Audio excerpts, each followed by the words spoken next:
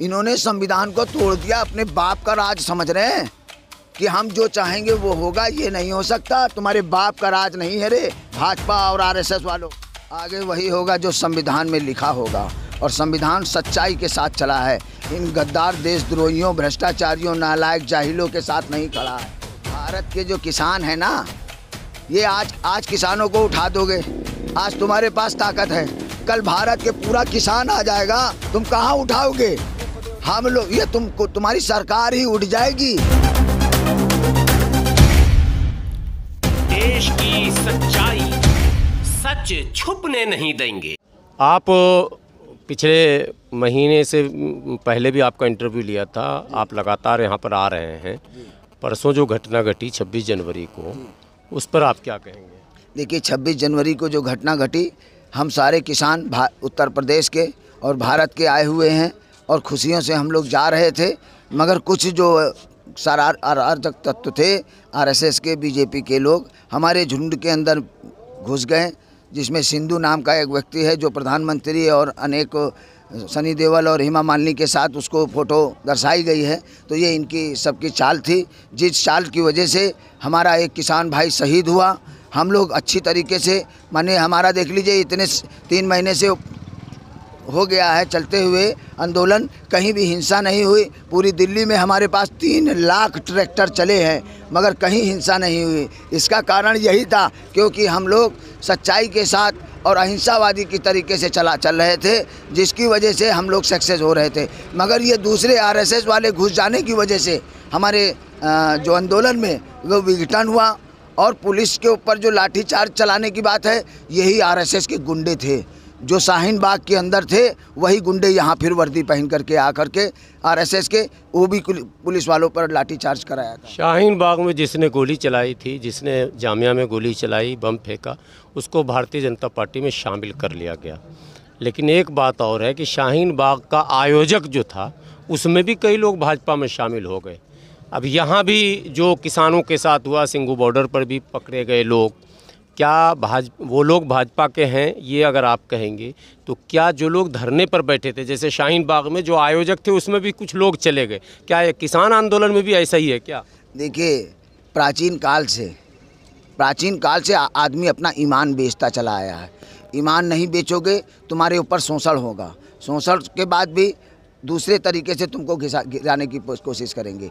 तो ये चीज़ें है कि आपको कहीं ना कहीं दबाव बना करके ये कर सकते हैं, मगर जो आदमी धरती माता की रक्षा करने के लिए अपने बलिदानों को देने के लिए तैयार होगा, वो इन जैसे जाहिलों के डरने से और पैसे कौड़ी से बिकने वाला नहीं। जैसे हमारे यहाँ किसान आंदोलन से 2 किसान, एक भानु और एक वीपी सिंह, दोनों चले गए हैं। वो इसलिए चले गए हैं, कहीं ना कहीं उनको जो है आराम करने की ज़रूरत थी, वो थक गए थे।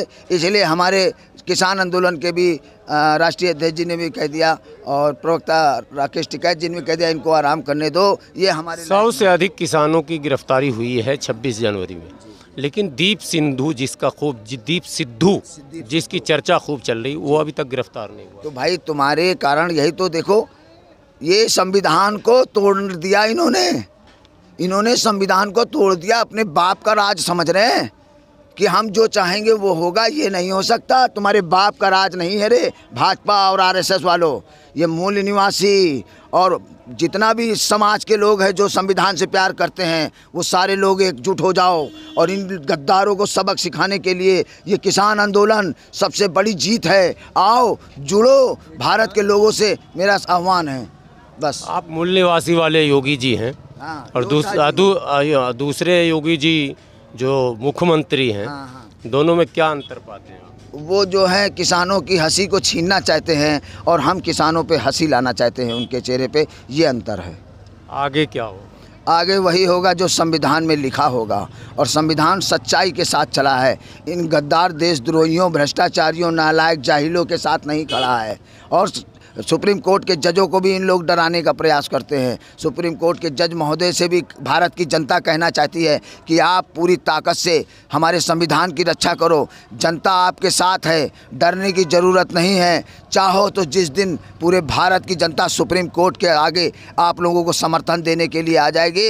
अगर आप लोग चाहते हो कि आप लोगों के ऊपर दबाव बनाया जा रहा है तो भारत की पूरी जनता सुप्रीम कोर्ट को रक्षा देने के लिए, जैसे 4 जजों ने कहा था हमारी रक्षा करो जनतंत्र में, तो 4 जनता अब आपके साथ खड़ी है। आप अपना डिसीजन जो भी करना है वो करें। और चुनाव आयोग जी से भी अनुरोध है कि ईवीएम से चुनाव कराओगे तो जनता इसको एक्सेप्ट नहीं करेगी। बैलेट पेपर से चुनाव कराओ। अगर बैलेट पेपर से चुनाव नहीं कराओगे तो ये जनता बर्दाश्त नहीं करेगी।